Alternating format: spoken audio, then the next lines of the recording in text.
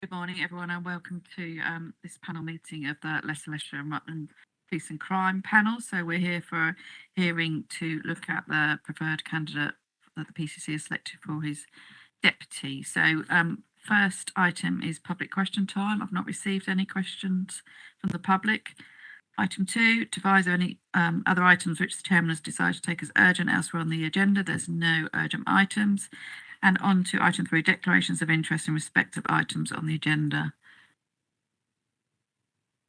So on to agenda item 4, confirmation hearing for the Deputy Police and Crime Commissioner. So when notified of a proposed appointment under Schedule 1 of the Police Reform and Social Responsibility Act 2011, it is the duty of the Police and Crime Panel to hold a public confirmation hearing and to review, make reports and recommendation in respect to the candidate. Questions during the hearing must relate to the professional competence or personal independence of the candidate. When questioning is complete, the panel has 3 principal options as follows. 1, if the panel is content with the proposed senior appointment, it can agree its report its endorsement to the PCC.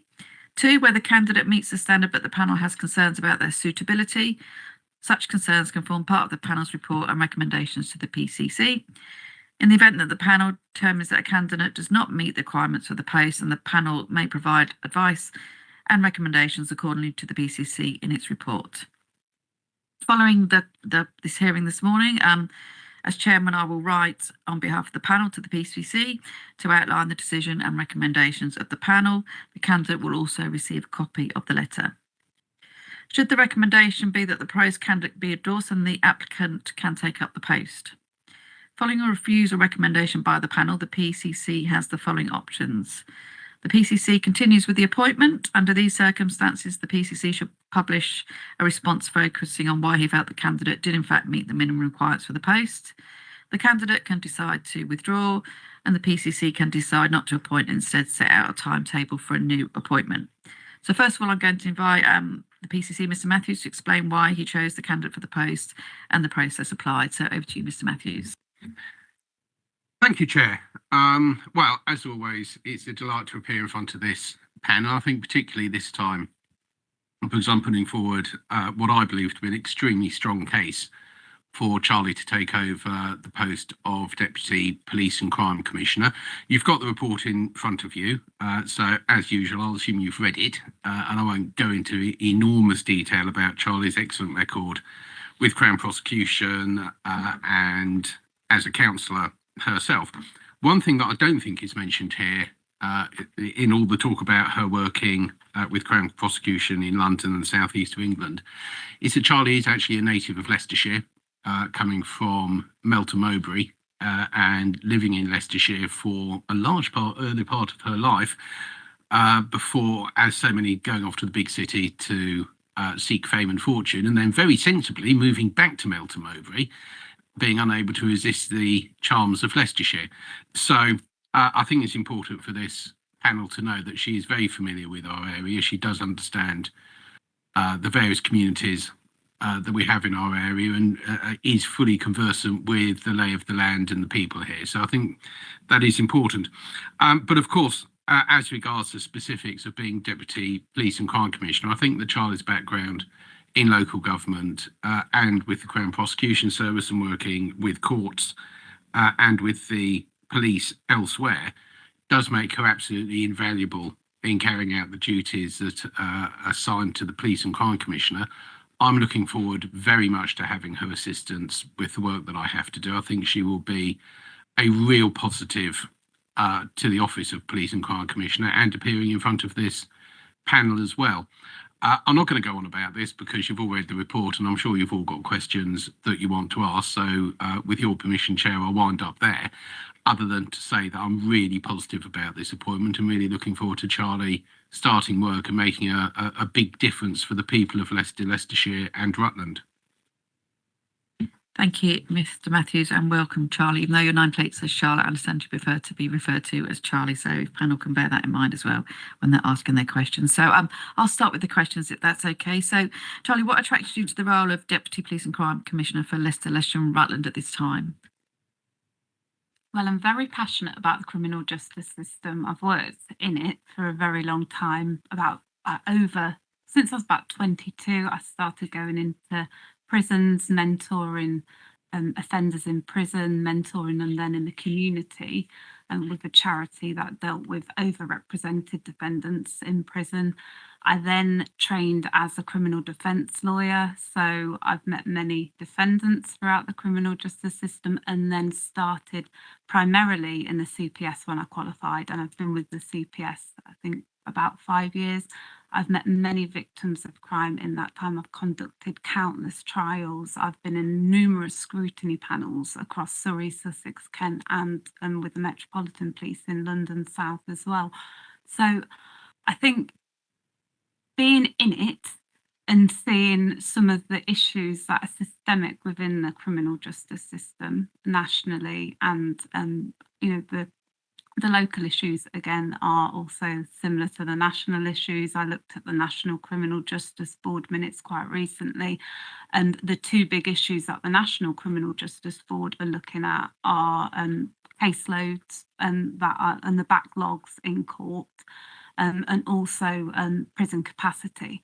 So these are some of the issues that I feel quite strongly about, quite passionate about, particularly with victims of crime. And I see it from their side, where we've got Crown Court trials being set in 2028, and we've got victims and witnesses having to wait that long to get to a trial. So if there's something that I can do to assist them and make their lives better at these difficult, challenging times, then I'd really like to be a part of that. I'm most grateful to Rupert for, coming to me and asking me to do this post. And I really hope I can prove myself, and also to the panel as well, that it is a worthy appointment. Thank you. And within your career to date that you kind of run through a little bit there, can you highlight some similar political roles or experience that have prepared you for the role of Deputy Police and Crime Commissioner? So I entered politics when I was about 26 years old. So I became a unitary councillor in Wimbledon. I think I've done quite a few different political posts in my time. I stood for Parliament as well in Bethnal Green and Bow. I had no chance of winning for the political party that I was representing, but it was a good insight into national politics, doing national campaigns, how to work collaboratively as well. When I was a unitary councillor, I worked very well on a cross-party basis, because that's how you get things done in local politics, particularly when I was in a hung council. So the only way to get things moving was working with all the different parties, and having respect for people of different parties, working well with them, and also working well with people in your party. So I think having that experience, that collaborative working experience, and then also I had the opportunity as a young person to sit on some really interesting scrutiny panels. So I was on the young persons and education panel in Merton, and really enjoyed that, because you feel like you're making a difference for the lives of young people across the borough, and making some really important decisions as well about kids that haven't got a school space, and how we can improve the secondary school education in the area. So I think the preparation that I had as a fairly young woman going into politics, I was one of the youngest councillors, and one of only few kind of females in the chamber at that time.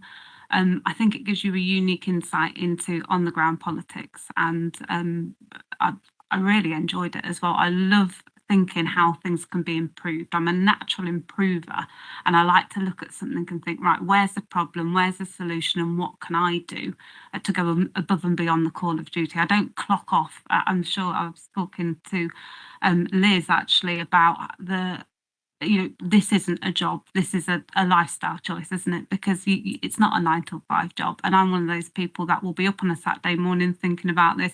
I'll be going to bed thinking about it, and how much time and effort I can put into it to really make a difference to people's lives. Thank you. And just last one from me before I hand over. So are you able to tell us about a time that you managed a really sort of challenging situation with a public political office, and what did you learn from that experience? Absolutely. So when I was a councillor in Wimbledon, one of the big issues that we had was a planning application for AFC Wimbledon, the football club, to come back to Wimbledon. And it was a really tricky situation because my residents in the ward that I represented were completely split. They were like, some of them really wanted the football club to return to the borough, understandably, and others were concerned about issues like traffic and parking. The party that I represented at the time, which was the Conservative Party, the view was that we should proceed with caution. The Labour Party were very supportive of the football club, and I think getting that balance right for residents in my constituency, in my ward, to actually think what they want. I did a lot of ground research with them first to make sure that I was doing the right thing as a representative of them. Politics aside, regardless of what the other parties are doing, to actually speak with residents and think what's the best for them. So I did a lot of door-to-door knocking, and that was one of the biggest planning applications that we did have as a borough. So I think dealing with all the different issues, making sure that you're speaking to the right people as well, that you're working with councillors cross-party, that you're engaging your local MPs, speaking with residents, all the community leaders, to make sure that you're making the right decision for them. And I think because it was so contentious, I think my approach to it, kind of by just, supporting it, but taking into account all of the concerns as well, was the right approach. Thank you. Andrew. Thank you, Chair. Can you tell us how you demonstrate the skills and ability to carry out the responsibilities set out in the job description in Appendix D of the Commissioner's report?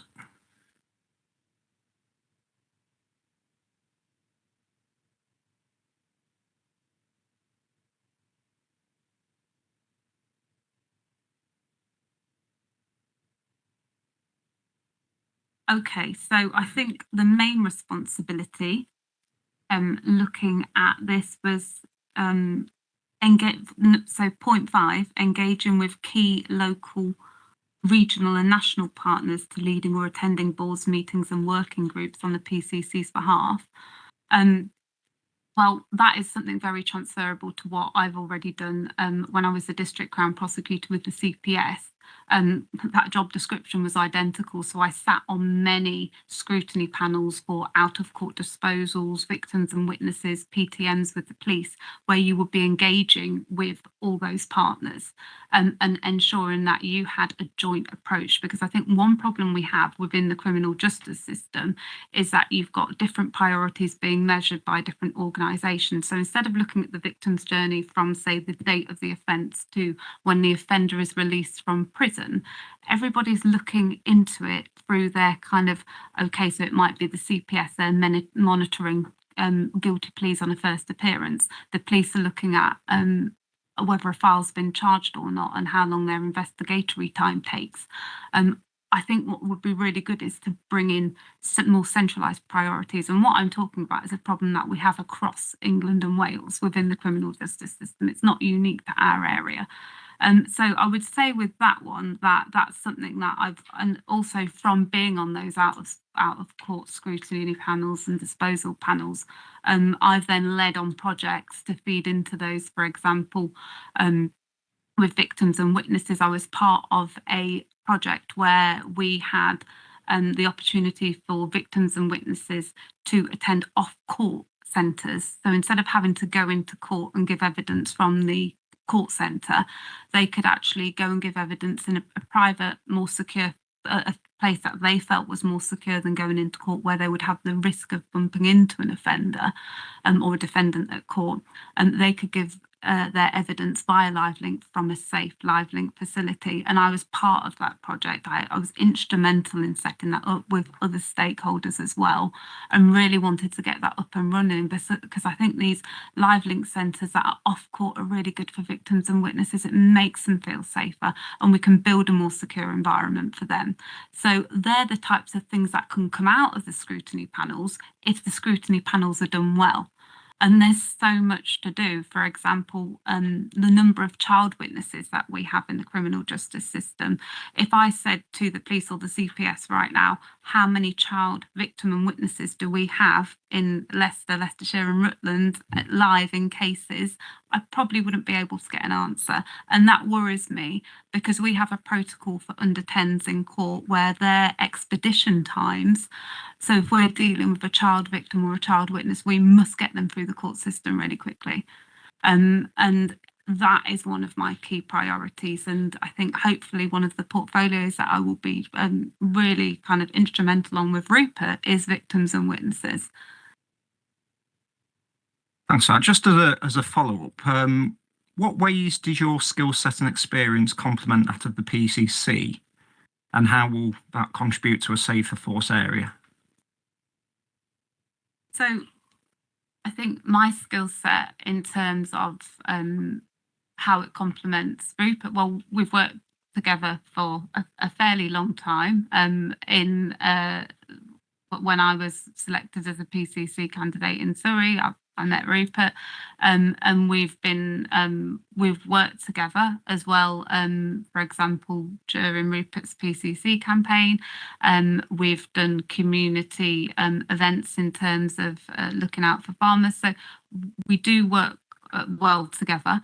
And I think in terms of my skill set, I guess I've come from a background of working within the criminal justice environment for from a technical side of things, and also I think it's just making sure that there's transparency and communication. We're very open with each other, and I look forward to also what I like about our relationship is I want to continuously improve. So there will be things that I do that may be quite annoying, or there will be things that I do that I may get wrong. And what I like about the relationship is that we're close enough for Rupert to turn around and say, well, you could have done that differently. And I hope that we can have that level of scrutiny with each other, because it only seeks to improve the Police and Crime Commissioner's Office. Sticking on the theme of relationships, what do you think the relationship should be between the OPCC and the Police and Crime Panel? Well, I mean, I think it's absolutely paramount that there's good working relationships. I think that at this level of scrutiny, everybody in this room is driving change for the criminal justice system across Leicestershire, Leicester and Rutland. And I think the questions that people ask in this panel are really important. The scrutiny is really important, because all of that seeks to improve the criminal justice system. So I think the relationship has to be close. There has to be that close scrutiny. I enjoy scrutiny because it only seeks to improve people as an individual. If someone can see your blind spots and they're picking out what you're doing and really interrogating it, and actually gives you ideas as well. So these can be really innovative forums where we can actually be creative, and we can have creative solutions to the problems that we see in the criminal justice system. So I really look forward to working with everybody on this panel to see what solutions we can get, and that will be specific to the areas that everybody's from. But I really think it's important. I really, and that's why it's set up like this, isn't it? Thank you. Sarah. Thank you and welcome, Charlie. I'm going to move on to some questions about our communities. Can you demonstrate a time where you have been involved or engaged with stakeholders to ensure that they have been able to influence policing and crime issues? Absolutely. So when I was working with Surrey Police, when I was prosecuting in Surrey, many of our victims of domestic abuse often didn't want to attend court, and the case would automatically, if the victim or witness disengaged, we wouldn't have a case, and we would then have to drop that particular case at court. And getting feedback from victims and dealing with complaints, parliamentary correspondence, as well as looking at victims' right to reviews, I'd be thinking, why are we always dropping this case when we can produce it in an evidence-led, victimless way? So we can still get the outcome for the complainant without them having to go through a court process if they really don't want to engage. If they're that scared and we can't get the right set of special measures in place to make them feel comfortable and confident going to court, can we proceed in an evidence-led way? So as a result of that and seeing where that gap was to get the right prosecutions of these evidence-led domestic abuse cases, I decided to go into Surrey Police and give training to 100 officers on how to produce an evidence-led case. So looking at res gestae evidence, so we can use that 999 call, providing that it's within a certain time frame, we can play that 999 call in court, and we can get to a case where we're prosecuting domestic abuse cases without having to have a victim in court if they're too scared to come. And I'm sure you'll know this from your background as well, Sarah, and it actually worked so well in Surrey that then Sussex Police came and said, can you do the same training for our officers? And what we did is then I implemented leads within my team. So I had specialist prosecutors working on domestic abuse cases so that they would be the main point of contact. And we also knew all the leads within the police force as well for the domestic abuse cases. So we were trying to make sure that the right people got on the cases, but also that junior officers who were coming in, because even turning on body worn footage can actually, people can forget to turn on the body worn camera, and that can be crucial evidence. So making sure that we're training our officers properly and also making sure that they're aware of what they can do with that body worn footage and how we can use it in court in domestic abuse cases. So that was part of a project that I was on, and to improve the domestic abuse conviction rate and also making sure that we could still continue with evidence-led prosecutions. Thank you. I think you've explained a little bit of the next one, but with the example you've given, actually. But given the independence of the PCC's role and his responsibility to the electorate, what examples can you give of an example of how you have had to be accountable for the delivery of a particular policy to the general public? Yep. So in terms of policies that I've been responsible for, I suppose in politics, when I was a parliamentary candidate, one of the policies that I was campaigning on was improving antisocial behaviour in the Tower Hamlets area. There was a big problem with these laughing gas canisters that were just littered all over the streets, and that led to antisocial behaviour in the evening. So one of the policies that I was campaigning on was about improving getting more things to do for young people in that area so that they didn't just litter the streets with gas canisters. So I think it's looking at why people are doing that sort of behaviour. Is it that there's lack of opportunity, there's lack of things to do on a Friday or a Saturday night? It's getting to the root of the offending behaviour, and I think you have to have policies that are preventative as well, and looking at how, if someone's, I mean, we've had some theft problems in Melton, for example, quite recently with shoplifting. It's looking at the root cause of that offending. Is it alcohol? Is it drugs? Do we have the alcohol treatment requirements? Do we have DRRs that we can put in for people? So the types of policies that I like to look at in terms of policing and crime are preventative, and to think what is the root cause of that offending. And particularly, I was the youth spokesperson for the party that I was involved in Wimbledon. And always coming up with policies that are focused on our young people is really important to me as well. Thank you, Charlie. I've got one more question. Your role will include taking into account the needs of the diverse community and hard to reach communities across Leicester, Leicestershire and Rutland. Can you provide an example which demonstrates your ability to engage with this range of groups and produce tangible results?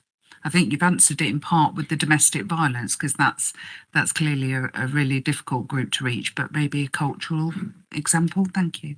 Yeah. And in terms of hard to reach groups, it's really interesting to identify all the different hard to reach groups that we have. So within domestic abuse, something that isn't really talked about much is male domestic abuse as well, domestic abuse within homosexual relationships and heterosexual relationships. So I think sometimes it's, you know, in terms of violence against women and girls, that's really, really important to me. But making sure that we also don't forget that there are very hard to reach communities out there. I think in all my time of prosecuting domestic abuse cases, I think I had one male victim.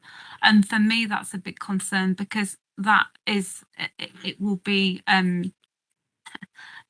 problem in terms of getting them to speak out, for getting people to be aware of that and getting outreach to communities like that too. So sometimes it can be gender barriers and the stereotypes that we have to deal with, that people feel that they can't report those types of crimes. So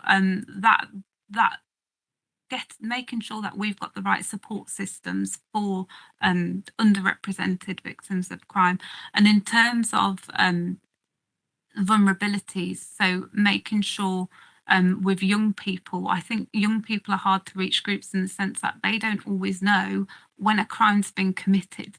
So the reporting time for a young person, so it's making sure that I've done a lot of work on FGM, female genital mutilation. I think one of the concerns with that is it's making sure that our teachers, our GPs, are really clued up on how to look for the signs of FGM and what can be occurring for young girls, because they're the ones that will see them. They will be the ones who notice when they're out of school for too long a period. They will notice the change in behaviour. So we're so reliant on our teachers to protect our young victims of crime, and for GPs to really spot the warning signs. So I think also with gangs, cuckooing and county lines, the other thing that we need to make sure is that our teachers are up to date with their training, and that we're going into schools and making sure that they know the signs to look for. I've worked on cases where we've done undercover operations for big drug scans, and we're looking at getting the leading people in the gang. As you know, if you look at the sentencing guidelines, you want to get the people who are leading in the gang.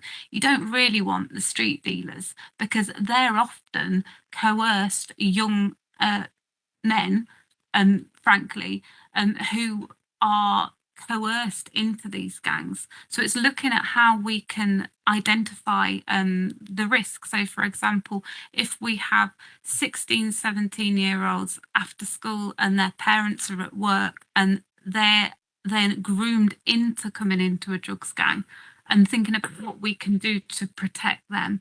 I've seen many cases where often one of the warning signs of that is when someone may be from a background where their parents are at work, so they don't notice whether they're not coming in after school. So they'll be hanging around the town centre, and all of a sudden someone will say, I'll give you, £50 to do this, or I'll buy you a pair of trainers if you do this for me. And I think that really breaks my heart, because there's so many things that you can do to prevent that. And when teachers start to notice, oh, that child's coming in with a new pair of trainers, and that child's acting differently, and then they'll be threatened. They'll have members of their family that are then threatened if they don't stay within that gang. So it's working out how we can protect our young people from that life of crime that they're pulled into by the leaders at the top of these drugs gangs. And it's the same with cuckooing as well. When they take over a vulnerable person's home, it's how can we prevent that? How can we protect young and vulnerable people from activities like county lines and cuckooing? Because some of them are victims themselves, and I think it's really hard when you see a young 18-year-old lad that's been pulled into a gang like that, and often threatened and coerced for financial incentive. And we must do more. Charlie, thank you. You spoke about a lot of hard to reach groups there, so that's great. Thank you. Christine. Thank you, Chair. Charlie, you've spoken a lot about participating in change, but could you give us an example that demonstrates your ability to actually lead change rather than just participate in it, and to inspire colleagues to do things differently? And what was your role in that change process? Okay. So, being a leader, I think, is making sure that you know how to use the skills of people around you. So, when I, for example, have been leading on political campaigns, it's thinking, well, actually, maybe I'm not the best at doing social media, for example. Maybe there's a young person within the team that can have a better knowledge of the technical expertise of TikTok, for example. So if I think it's knowing as a leader, knowing what your strengths are and identifying the strengths of other people in the team. So for example, when I was a unitary councillor, I knew that my strengths were working on a cross-party basis. I knew that my strengths were I enjoy scrutiny panels. I do enjoy a good scrutiny panel. Weirdly, I'm actually enjoying this. But it's when you identify your own strengths and you're able to identify other people's. So I work with a lot of young people in politics, and what it's giving them the confidence to know that they can do it. So, for example, and giving them opportunities as well. So I do a lot of work with young people anyway.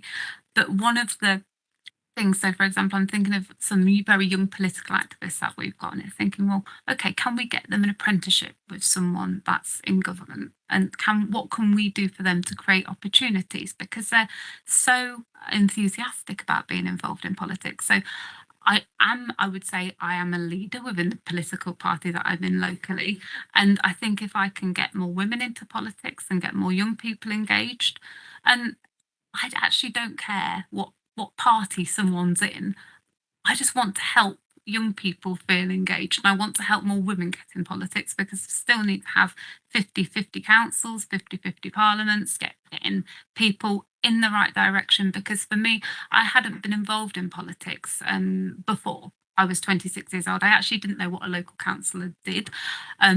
I'm just about understanding all the different levels of councillors, parish councillors, borough councillors, county councillors, unitary councillors, ward councillors. If you said to an 18-year-old, well, which one would you go to in this particular type of problem, they have absolutely no idea.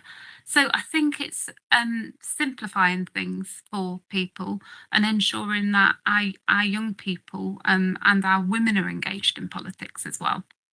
And that's what I'd hope to do and continue as a leader. And that's something that I've always been involved in. I was involved in the 50-50 Parliament project that we had. And I have hopefully inspired a few more women to get involved in politics in different areas across England and Wales. And also, I do like to mentor young people. So when I was working at the CPS, there was some paralegal assistants at the court that I was at, and I actually led on getting these paralegal assistants, so they weren't just they basically wanted more opportunity, and I helped create them opportunities. I invited them along to training programs. I mentored them. One of them actually then became a qualified barrister with the CPS. So it's looking at people and thinking, well, what do they want to do long term as well? So, you know, they were doing that to get the criminal and the court experience, but how can I help them? And it doesn't matter that they didn't come under my remit as someone I would manage, if I can help them and provide opportunities. And actually, it was interesting. I actually had my two paralegals at Kingston Crown Court. I actually had them helping make decisions on really important cases that were going through Kingston Crown Court. Obviously, I would give that final authority, but getting them to think, well, what would you do? So the barristers come to us on instructions on whether we can change a GBH to an ABH. Well, what do you think? What's your process that you're going to go through? Letting them do it, and then obviously checking that's correct and that we have the authority to do that and that the victim's on board, but then leading in that way as well. So giving people the opportunity to show their strengths and let them lead. Thank you. You've said a lot there about how you inspire other people, how you build on people's strengths. That's clearly very important. But how about if there was a change that you wanted to bring about? There may not be anybody out there just waiting to do it. How do you inspire someone to take that change on? Well, I think you have to sell it to them, don't you? You have to say why it's important. So I think if people can understand why a change is important, then they're likely to be on board with it. And I've always found that people if you can make a good case for something and then you can provide the evidence and you can provide the data, you can inspire people to change. And I'm sure that's what will happen in this scrutiny panel as well, with people looking at data and thinking, well, why aren't we looking at this? And what can you do and what can you change? It's really important. I think a lot of it can be data driven as well. I think when people see facts and evidence and it's black and white in front of them, then that can inspire to change, because it speaks for itself. So for example, I would, when you're looking at figures, so I spent a lot of time when I was in leadership team at the CPS looking at data and thinking, okay, so why is our guilty plea at first appearance rate not affected? Why are we having to? Is it because the defendants don't have enough evidence? The solicitors aren't getting the paperwork? Is that there's an adjournment, or we have a foreign defendant where there's not an interpreter at court? All of these issues feed into why that data isn't performing as well as it should. And I spent a lot of time looking at data, and I actually think data-driven facts and evidence does then affect change, because when you're talking about how you can affect that change with partners, you can then have better projects and pilots that you can do to think, okay, so what can we do to change that and improve that data? Thank you. Liz. Thank you, Chair. Charlie, the economic situation experienced by all public sector organisations has led to a greater emphasis on partnership and shared services. So what experience are you bringing to the role which enables you to work with partners in an effective manner in a severely constrained resource? Well, I think working within the criminal justice system for so long, all of the partners, the main problems that all of the main criminal justice agencies have, particularly the statutory ones, is the lack of funding, the lack of retention of staff, the over-reliance on agency spend as well. So I think it is difficult in difficult financial times, because people have less money to do things and often will blame resource. But I think it's looking at still where you can make effective change within that model. So for example, if there's a problem getting a defendant to court and the average sitting day in a Crown Court is £3,500 for the day, then it's looking at, well, what is the cost of waiting for a defendant to come to a Crown Court trial? And you can, that's £580 an hour. And then you've got all the people who are paid to sit in court and to wait around for that defendant. So I think one thing that I'd like to start doing is looking at dead time, the waiting around time at court, or adjournments and adjourned hearings, because that feeds into this problem that you're talking about in terms of agencies being strapped for cash and resource issues, and the fact that it is difficult financial times for agencies within the criminal justice system. Okay, so aside from the situations that you talked about in Wimbledon with the football club and the CPS, which you've very clearly outlined, can you give an example which demonstrates your ability to strategically plan and collaborate with partner agencies? In terms of developing budgets, I have been a part of developing budgets with looking at figures and thinking how we can improve them. And strategically, so for example, I mean, most of my experience has been with the CPS or as a unitary counsellor, so it's hard to actually, I can't really use something from my personal life, so I probably would have to draw on one of those experiences. But obviously, as a unitary counsellor sitting on the young persons and education panel, one of the decisions that you're making, and I was a school governor at the time, is looking at the funding that we've got for schools and working out why, for example, we would have 60 children on a school waiting list, and looking at how we can improve that and what type of things that we can offer them while they're waiting to get a school place. So I think, and I'm not quite sure that's answered your question. I don't know whether you want to recast it or. I think, I was just after other examples than the ones that you'd given. That was all. So if we move on to the next bit, what skills are you offering in the role that are going to ensure substantial changes or decisions taken by the PCC are communicated effectively to partners and staff? So, for example, one of the things that I may be doing with Rupert's permission is, and I listen to Rupert, and I'm sure I'll be corrected if I'm wrong, is chairing the Criminal Justice Board, and one of the facets of that will be working with all the statutory partners as well as the non-statutory partners and communicating the issues that we have as a PCC's office, but also listening to the issues that they have and thinking how we can build a model that improves our criminal justice system with all the different challenges that we have for those agencies. So I think that the Criminal Justice Board, because you're naturally working with partners from a range of agencies, is that would provide the opportunity to work with them and also improve performance for everybody, and communicating that. Well, we have those regular meetings. I'll be working with people on a one-to-one basis, and also making sure that the priorities are really clear. So that's one thing that I'd hope to be doing strategically. For example, if the strategy is to improve performance for child victims and witnesses in the area, then that's something that people will focus on. And I think the most important thing you can do with partner agencies is be clear. And these are our priorities. You can't possibly look at all the different data metrics for everything. You have to think, well, what is the main focus here?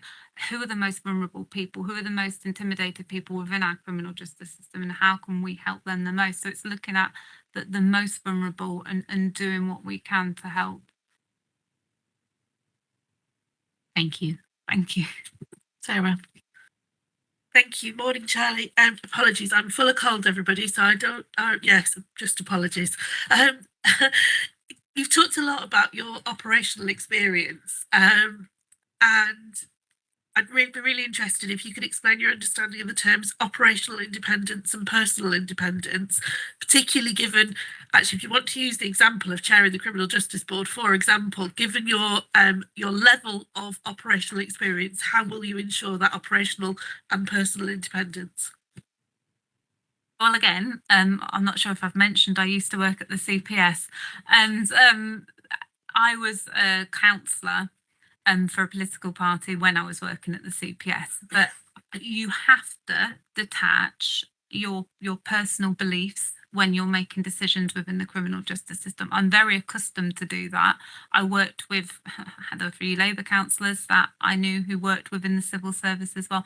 Having been a civil servant, I'm very used to being able to leave political bias aside, and also not let my personal views affect my judgment, because if you're doing it in an evidence-led way, that's really important to have that level of independence. That's great on the personal side. If you could just cover the operational independence side. It's not for me to tell the Chief Constable how to do his job in terms of, so if we have a strategy that says, right, we want to improve the expedition times for child victims and witnesses, well, it's up to him to operationally decide how that's going to happen. I don't get involved in the operational side of policing because that's not my job. And again, it's at the when I was working at the CPS, many times I would have conversations with police officers about what a case strategy would be like, but I'm not telling them how to collect their evidence or do specific things within a case. That's their knowledge and their expertise, and I think there has to be a clear line with PCCs and chief constables. The PCC sets the strategy. It's a chief constable who's responsible for operationally delivering it. And I don't want to get involved in something where someone else has that wealth of expertise that I don't have. I've never been a police officer.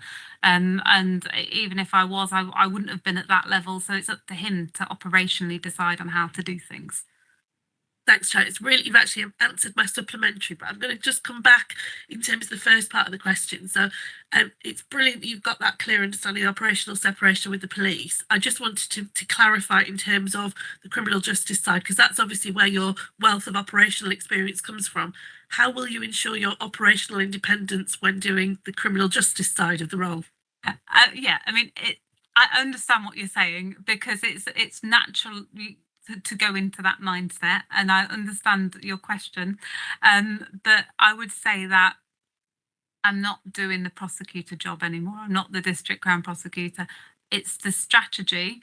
What it enables me to do is ask certain questions, but around strategy, and not getting involved in that operational side of things. So telling them, well, I want to improve the domestic abuse rate, and we can think about evidence-led prosecution, but it's not my role to tell them how to do that, is it? Thank you. Thank you. So you've talked about the relationship between yourself and the Police and Crime Commissioner, but I'm interested, how would you handle a situation where Rupert wanted to follow a particular course of action, but you personally felt that was unwise? Well, with colleagues who you have an open and transparent relationship with, probably sit down, have a one-to-one, set out my concerns, but ultimately I'm the deputy, and I would trust Rupert's good judgment, to be honest. But if like any colleague that I've had in politics, regardless of what party, I might just say, well, you may want to think about this. But ultimately, I trust the judgment of people I work with. But I think it's important to also be open and transparent and voice any concerns that I have, because it protects the organisation as well. And if you felt really strongly about this personally, how far would you pursue it before giving your advice when you felt it was unwelcome? I think there's no point continuing to repeat the same message if someone's refusing to listen to it. So it's like me trying to convert somebody to a different party, and there's so many times that I can say the same thing to that person over and over again. And I think if you can say it once, you can provide the evidence and facts, you can provide an analysis of risk and talk someone through what the concerns are. But I don't think I would repeatedly relay the same message, because it might be a bit pointless. So I'd probably set it all out in a facts and data driven way, think about the level of risk and have that important one-to-one. But ultimately, people are their own people, let them make their own decisions. Thanks, Charlie. How will you ensure that you act fairly across the county, city and Rutland to ensure they get an equal focus in the role of Deputy Police and Crime Commissioner? Well, the statutory agencies are all the same bodies, the same people across the county. So, for example, the Chief Crown Prosecutor is the Chief Crown Prosecutor for the whole of the East Midlands. So the statutory agencies all have that particular, they're not focused on one particular area. They're not focused on one particular area in Leicestershire. For me, I am from Melton. I'm a Melton girl, born and bred. I went to primary school in Melton. I went to secondary school in Melton. I had my first job in Melton. I have 4 or 5 generations of Melton in my family, actually. So I'm from a big Melton family. So I want to deliver for all communities across Leicestershire, Rutland and Leicester, making sure that I spend time looking at all the figures and data for specific areas, making sure that I'm doing what I'm doing in Melton for other areas as well, because it's about fairness. And a lot of the issues as well that you have, so same issues that we have in Melton Town Centre will be similar to ones that we have in other town centres across the county. So it's just making sure that I'm treating it in a fair way. And I will do my best to do that, to make sure that I'm engaging with all the councillors from different areas to make sure I know what's going on the ground. And I'm sure Rupert will help me with that and point out if I'm not doing a good job. Would you see that sort of fairness of distribution being around the size of the geography, the population, the crime trends? I'm just trying to understand how you would seek to allocate your sort of time in across the piece. I think it's, if you look at the need of an area, it's very specific. So there'll be problems that we have in one particular area that won't be apparent in another. So it can't be a one size fits all approach. And it's making sure that we're reaching communities based on the needs as well. Thank you. Comes to me now just to give you the closing questions you'll be pleased to know.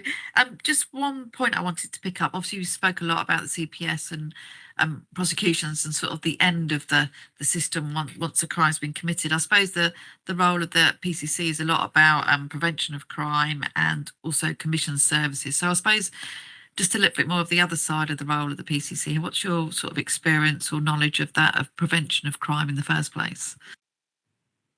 Absolutely. Well, I think looking at young people, looking at what opportunities that they have in order to prevent crime. I've worked in a lot of preventative ways when I've been involved with the CPS.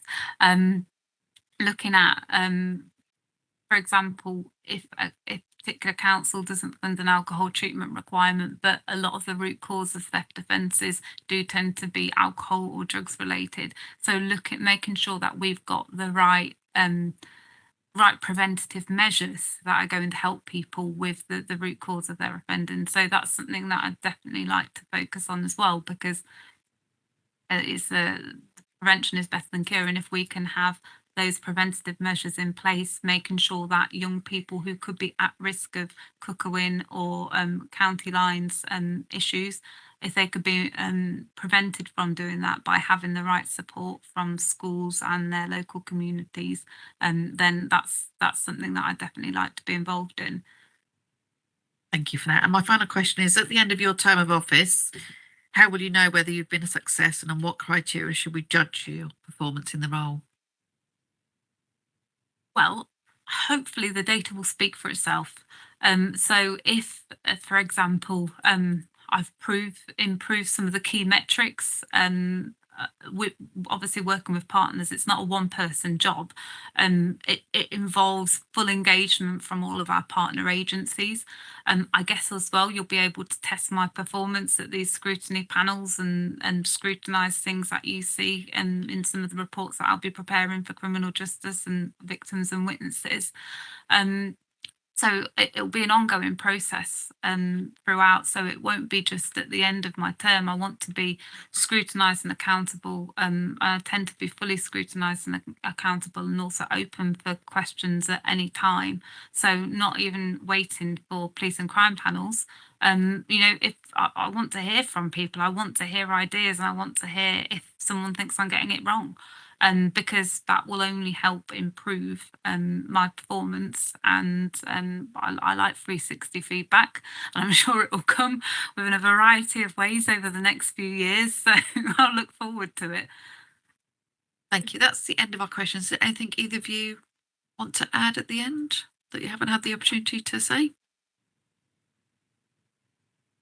Okay, thank you very much. Thank you, panel, for those questions. So we'll move on to agenda item 5, which is the exclusion of press and public. So the public would like to be excluded during the following item of business in accordance with section 100A of the Local Government Act 1922. So while panel deliberations on the proposed appointment of the Deputy Police and Crime Commissioner. So we'll thank you very much for coming, and we'll now ask you to leave, and we'll be turning off the webcast. So just a few minutes. Thank you.